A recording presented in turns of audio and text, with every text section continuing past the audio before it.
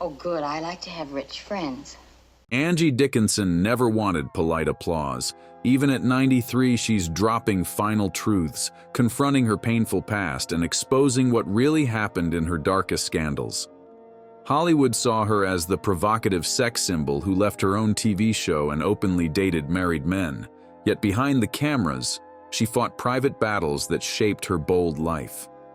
Born Angeline Brown in North Dakota on September 30th, 1931, she grew up watching films in her father's tiny theater. When fire destroyed it, her fascination with movies only intensified.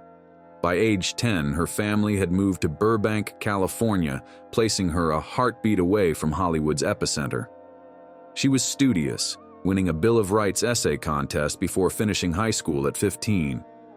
She initially aimed for a business career, working as a secretary and attending college. Then a local pageant changed everything. Despite seeing it as a detour, she soon found small TV roles. Casting directors saw promise in her, and she slowly built a reputation on anthology shows and westerns. Audiences noticed her blend of beauty and confidence, traits that would fuel her rise. Her breakthrough arrived with 1959's Rio Bravo. Director Howard Hawks cast her as Feathers, a sharp, fearless gambler who captivates John Wayne's sheriff. Unlike many female Western characters, Feathers refused to be mere window dressing. Dickinson's performance turned heads, signaling she wasn't just another starlet. The film also brought her into the orbit of influential men, including Frank Sinatra, whose circle she would soon enter. Sinatra first crossed paths with Dickinson on television variety programs. He found her charming and quick-witted. She admired his influence. By 1960, she was cast in Ocean's 11 alongside him and the Rat Pack. Though her role was limited, their off-screen connection intrigued fans. Rumors swirled that they were lovers, but Dickinson always insisted theirs was a powerful, near-platonic bond. Sinatra showed her how to navigate fame, introduced her to Hollywood power players, and never stopped championing her career. Despite that connection, her roles proved inconsistent. Some filmmakers offered seductress parts, a pattern that frustrated her. Still, she brought intelligence to characters often written for mere visual appeal. She refused to let Hollywood reduce her to a one-dimensional siren. In the early 70s, she fought for meatier scripts. Her determination paid off when she secured the lead in Policewoman in 1974. Television had never seen a female officer at the helm of a prime-time police drama. Dickinson's Sergeant Pepper Anderson was smart, fearless, and empowered, going undercover to tackle dangerous criminals. The show was an instant hit, and her portrayal upended expectations about women on TV. Critics raved. She earned multiple Emmy nominations and won a Golden Globe, proving a woman could anchor a high-stakes action series. Beyond awards, Policewoman sparked real social change. It inspired women nationwide to join law enforcement, reshaping an overwhelmingly male field. Yet the show's grueling schedule wore her down. Long hours, relentless filming. Dickinson found herself exhausted. Network interference led to schedule shifts and storyline changes that eroded viewership. After 4 seasons, NBC ended Policewoman in 1978. Still, her achievement was undeniable. She'd broken barriers as television's first successful female cop lead. Many who followed, Cagney and Lacey, Law and Order's female detectives, owed a debt to her pioneering role. Dickinson's personal life was just as dramatic. In 1952, she married Gene Dickinson, a football player who offered stability she craved. But as her fame soared, they drifted apart, divorcing in 1960. Gossip suggested Sinatra played a part, though she never confirmed it. Then there were unproven tales linking her to John F. Kennedy, who shared Sinatra's social circle. Dickinson always kept those stories ambiguous. Her second marriage to legendary composer Burt Bacharach seemed more promising. They wed in 1965, radiating red carpet glamour. But beneath the sparkle, problems festered. Bacharach's affairs began less than a year into their marriage. Dickinson, busy with her own rising career, tried to ignore what she couldn't bear to see. In 1966, their daughter Nikki was born dangerously premature, weighing just over a pound. She survived, but soon displayed behaviors doctors couldn't explain. Sensitive to noise, prone to obsessive hoarding, and late to speak, Nikki presented challenges that baffled specialists. Decades later, she was diagnosed with Asperger's syndrome. Dickinson scaled back her career to care for Nikki. Even at the height of Policewoman's success, she refused overtime to be home in the evenings. Bacharach, meanwhile, prioritized his music. Tension built. He was often gone. Dickinson was often alone with their child. By the mid-1970s, their marriage was falling apart. They separated, finally divorcing in 1981. Still, the most painful blow was yet to come. In 2007, Nikki, overwhelmed by her condition, tragically took her own life. Dickinson has called that loss shattering, an ache that never fades. Despite tragedy, she remained defiantly outspoken, unafraid to court controversy. In 1980, she starred in Dressed to Kill, drawing fire from critics who labeled its violent sexual content exploitative. Dickinson won a Saturn Award but insisted on a body double for the infamous shower scene. She later tried a sitcom with Johnny Carson's production company, but quit after 2 episodes, loathing how forced comedy felt. She famously turned down Dynasty, refusing to be locked into a long-running soap. Hollywood agents balked at her choices. But Dickinson never chased success simply for success's sake. Late in her career, she occasionally appeared in cameos, picking roles that intrigued her.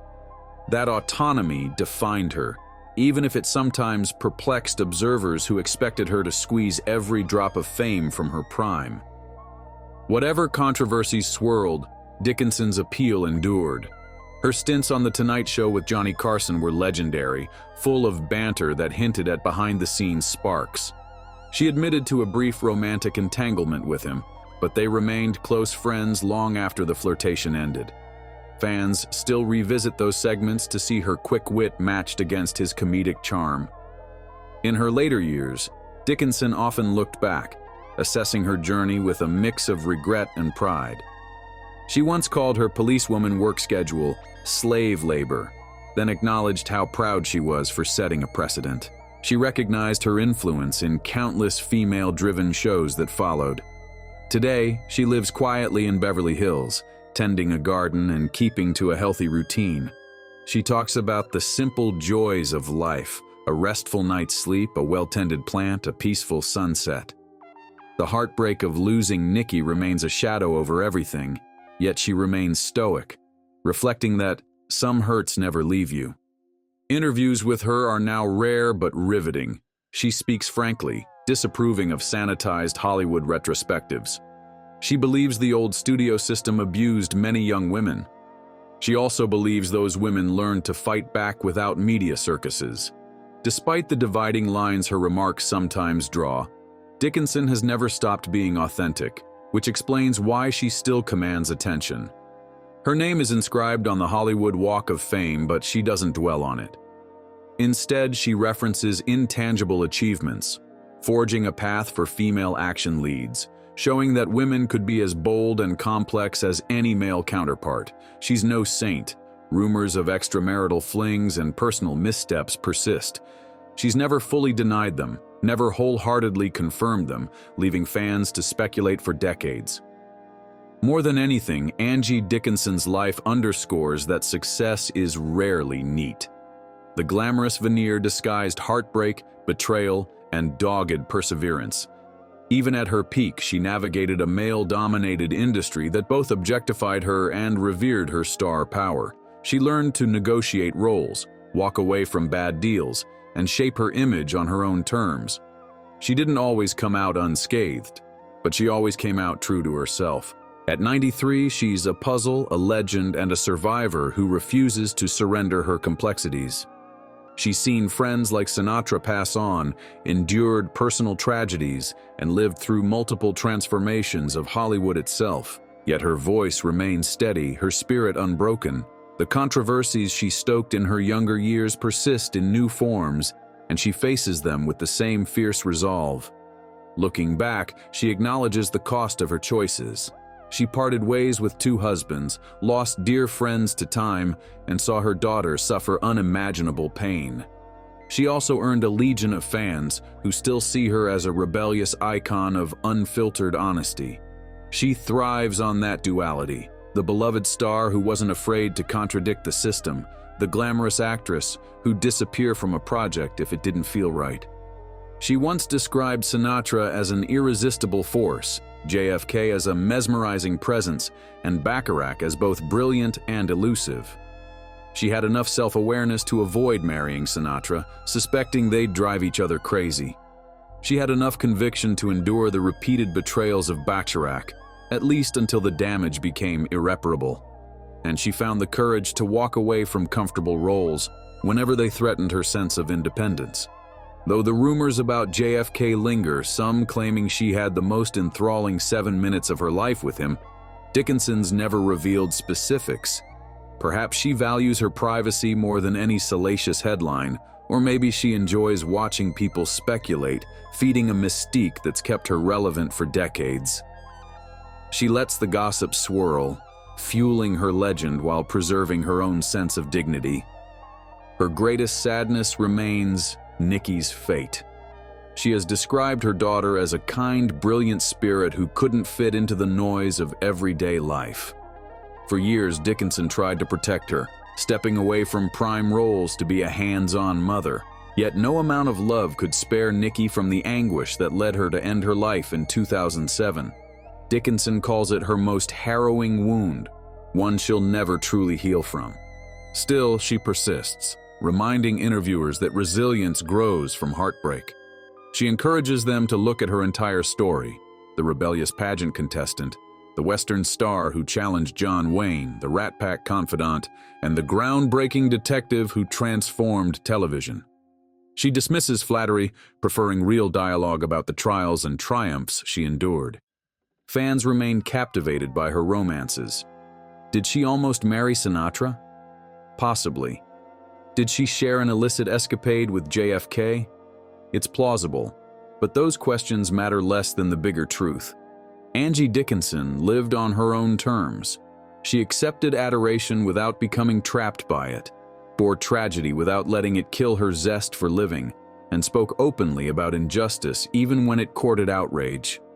In an era overrun with carefully curated social media images, Dickinson's authenticity stands out. She made controversial choices, yet owned them. She treated love and work with equal passion, even if both endeavored to break her spirit. And now, late in life, she's still an enigma people can't quite pin down. Ultimately, Angie Dickinson's place in Hollywood lore is secure. She wasn't just a daring actress, she was a woman unafraid of consequences, heartbreak, or public scrutiny. Whether confronting Sinatra's magnetism, enduring Bacharach's unfaithfulness, or fielding rumors of White House liaisons, she never cowered. Policewoman alone granted her a permanent legacy, but it's her refusal to be defined by one triumph that cements her mythic standing. Her final confession is that there is no single confession. No tidy explanation sums up decades of scandal, love, loss, and triumph. She defies anyone attempting to reduce her story to tabloid fodder. She's proven that a woman can be gorgeous, complicated, brash, and nurturing all at once. If Hollywood ever doubted that, she proved them wrong more times than anyone can count. Angie Dickinson's long life is a testament to paradox. She was glamorous yet grounded, brazen yet deeply private. She soared to stardom, suffered profound sorrow, and refused to feign regret for living boldly. That's why even now she captivates generations of fans eager to glimpse the woman behind the rumor. She offers them honesty, tempered by silence when it suits her. It's that balance, half-open book, half-guarded secret, that keeps her legend alive. And if people assume they know her, they'll discover they've only scratched the surface. At 93, Angie Dickinson still holds on to enough secrets to stir fascination. She stands apart from the sanitized profiles of Hollywood stars, unashamed of her past and unafraid to show vulnerability. She's the rare icon who lived through multiple golden eras, without losing her spark. And as the lights fade for so many of her contemporaries, she remains a singular survivor who outlasted them all. Perhaps that's the real lesson from Angie Dickinson's saga. Scandal can be endured, heartbreak can be overcome, and authenticity can outshine the brightest illusions. She didn't just star in stories, she became one. Even as time marches on, people keep revisiting her legend, hungry for more truth from the woman unafraid to speak it. That, more than any award or accolade, is her enduring gift to the world. A reminder that life's complexities make it worth living and that only those brave enough to embrace every twist can truly claim they've lived on their own terms. Yet all these triumphs and tribulations barely scratch the surface of how Dickinson found her unique path. Throughout the 1960s and 1970s, she navigated a studio system that often exploited young actresses, treating them as commodities to be showcased more than respected. Dickinson witnessed countless colleagues pressured into uncomfortable scenarios by powerful men who controlled film budgets and distribution deals. She saw the sad outcomes, some careers lost to scandal, others stifled by fear. But she fought back whenever she felt cornered, whether that meant refusing a role that boiled her down to a decorative prop or demanding better pay that matched her male co-stars. In private, she bristled at the hypocrisy of an industry that called her a bombshell, yet criticized her for refusing to smile through toxic situations. But she also recognized her privilege compared to younger, more vulnerable performers. She did her best to quietly support them whenever possible, earning a reputation for generosity behind the scenes.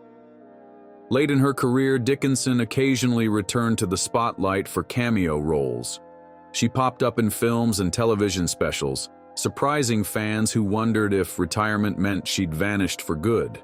But these appearances were always on her terms, driven by projects she found intriguing rather than any hunger for renewed fame. She'd step onto the set, deliver a sharp performance, and slip away just as quickly, content to retreat back to the quieter life she cherished. As she grew older, she told friends she valued personal peace more than any applause. She'd already tasted the heady rush of stardom, weathered the viciousness of tabloid gossip, and survived personal heartbreak most people couldn't fathom. Dickinson's stories about the Rat Pack days remain legendary. She recalled late-night gatherings with Sinatra, Dean Martin, Sammy Davis Jr., and their entourage, full of good humor and mischief. While others vied for Sinatra's approval, Angie held his respect with ease, never hesitating to tease him if he got too big for his boots. She could trade jabs and jokes with the best of them, a skill that further boosted her status as an equal among men who usually overshadowed everyone around them. Yet she was mindful not to let casual partying interfere with her career. Even if she went out late, she'd be on set early, lines memorized, and ready to work. Her discipline impressed producers, who might otherwise have doubted a glamorous actress's commitment. Through all these experiences, she formed an identity built on balancing vulnerability and defiance. Whether pushing for stronger roles, addressing fans' curiosity about rumored affairs, or taking an unpopular stance on a cultural movement, Dickinson lived by an inner compass that refused to bow to convenience. Some found her difficult for refusing to follow a predictable script. Many, however, admired the unwavering self-assurance that made her an icon.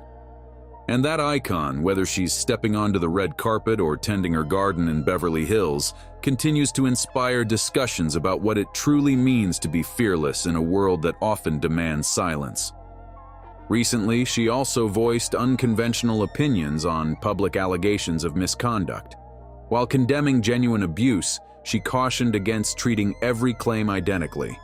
Critics deemed her stance insensitive, arguing that private resolutions often let offenders evade justice. Dickinson, however, defended her perspective, insisting that each situation deserved thoughtful scrutiny. It was yet another reminder of her lifelong refusal to follow society's script. Her candor sparked debates that still rage today. If you enjoyed this video, like and subscribe, and also click the next video shown on your screen.